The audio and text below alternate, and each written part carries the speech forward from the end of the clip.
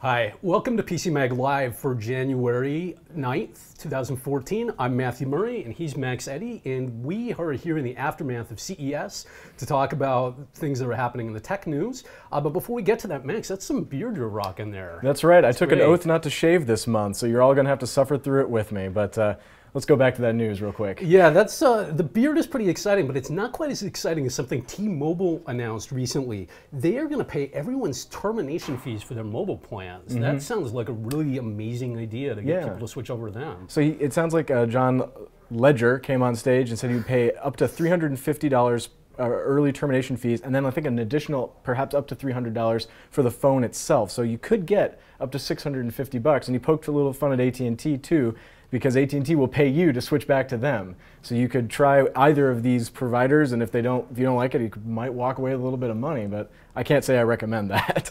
It sounds like a great idea. Is that something you're going to try, do you think? Absolutely not. But I do think it's pretty interesting that John Ledger is going out there and he's going all around CES. He's crashing parties, talking about how much he loves Macklemore and saying how he's going to give you all this money for switching to T-Mobile. I mean, even if you don't like T-Mobile, he's really capturing a lot of headlines. He's capturing, I think, a lot of the frustration that people feel about their wireless providers.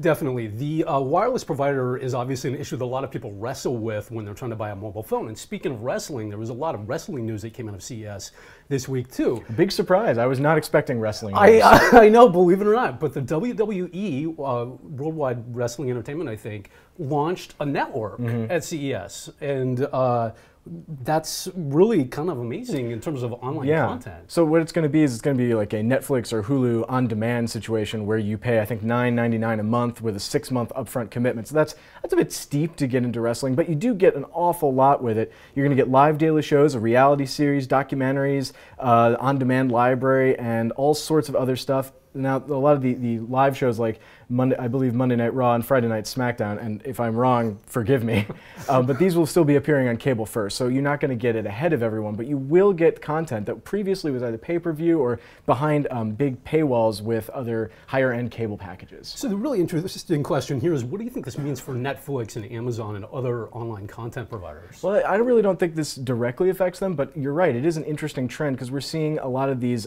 the people who make the content, WWE or HBO, they're making their channels, they're making their apps, they're getting their information onto boxes and phones, but they're not putting it into Netflix and Hulu. I'm actually wondering, what's the future for these kind of services? It seems like it might be a little bit in doubt, and I honestly can't think of a time when Netflix's future hasn't been in doubt.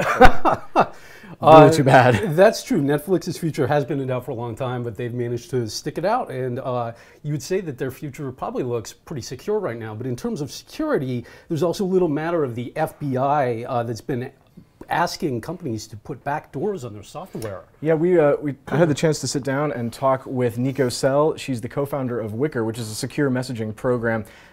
It gets compared to Snapchat, but it's more like Snapchat when it works, was I think how she would put it.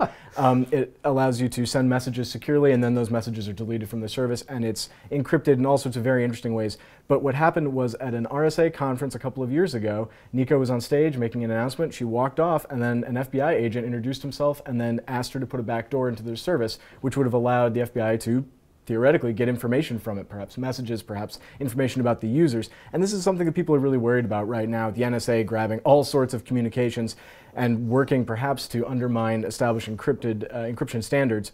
You know, people are really concerned about where their messages are going and who can read them. And this article, which I wrote, is an interesting look at how those interactions happen, how the intelligence and law enforcement agencies are engaging with companies. Yeah, and obviously the question of security in terms of software and computers and phone transmissions was one of the biggest stories of 2013. And we're already starting seeing that resonating into 2014 too. And in fact, our reader question today also deals a lot with this. One of our readers asked our lead security analyst, Neil J. Rubin King, a question about whether antivirus programs can spy on you. I could hire the best talent and build a good AV program that is free and actually works, writes the reader. Since I'm scanning your machine and all your document files, couldn't I encrypt a few of your personal files and send them home to my server? It's kind of a scary thought, isn't it? It's absolutely terrifying, but Neil responded to him and said, I don't think it's too likely. So there are things out there like scareware, which is, I don't know if you've ever been surfing the web and a little window pops up on a website and says, oh, you've got malware. That's just an ad. It's trying to trick you into buying a service that will remove the software, the malicious software for you, but it's not real. And these services, that's not what he's talking about. He's talking about creating antivirus that would actually mess with your computer. And Neil doesn't think that the model is there, financially. A lot of these free antivirus companies like Avast, they have a lot to gain with a good reputation and a solid product. If they were to undermine that, even to just steal stuff from people, they would not make as much money as they would with a good product. But he did point out that there are other groups that aren't motivated by money, people like nation states. So if North Korea wanted to steal a bunch of stuff from someone's computer, maybe they would create an antivirus program that looks just like a legitimate one, but that steals a bunch of information from their computers. Yeah, definitely. Certainly you want to take care about which antivirus program you select, and it's good to go with ones that work with the third-party testers, and of course, if it's reviewed by PCMag, so much the better. Neil reviews a lot of software for us. It's definitely worth going onto our newly redesigned website and checking it out. He's reviewed all of these security programs, all the antivirus programs. You'll be able to find the most recent ones right there. So now it's time for one cool thing, that time of the day when we go into the labs and see what neat things we're working on. Well, actually, we're not even going into the labs today. Sasha Segan, who's a regular on this program, is actually still in Las Vegas, and he's going to show us something cool at CES that he's found that actually relates to something we've talked about. So let's throw it over to Sasha right now.